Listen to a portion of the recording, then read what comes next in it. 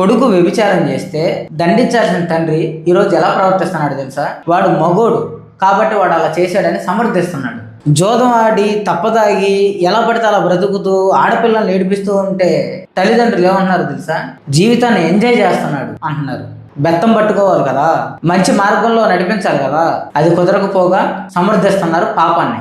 దీన్ని పాపం అంటారు. ఇలాంటి వాళ్ళ గురించి బైబిల్ ఏం చెప్తుందంటే, నీతికి చోటు ఇయ్యక అసత్యాన్ని జరిగిస్తూ విచ్చలబెడితనంగా బ్రతుకుతున్న ప్రతి ఒక్కళ్ళ మీద దేవుడి కోపం పరలోకం నుంచి పడిద్దని చెప్తున్నాడు. నా తోటి భారతీయ సహోదరులకి నేనేం చెప్పదలుచుకుంటున్నానంటే, మీ పాపపు జీవితాలు కొత్తగా మారాలి అంటే, నూతనంగా మారాలి అంటే, మంచి మనుషులుగా మీరు బ్రతకాలి అంటే యేసుక్రీస్తుని నమ్ముకోండి. మీ పాపాలు క్షమించబడతాయి. ఇలాంటి పాపం చేసిన ఇప్పటి వరకు మీ అందరికి ఒక అవకాశం దేవుడు ఇచ్చాడు. ఇప్పుడు నీ పాపాలన్నీ క్షమించడానికి దేవుడు నరవతారిగా వచ్చి దీని ఎవరైతే నమ్ముతారో వాళ్ళ పాపాలు పోతాయి, కొత్త జీవితం వచ్చింది.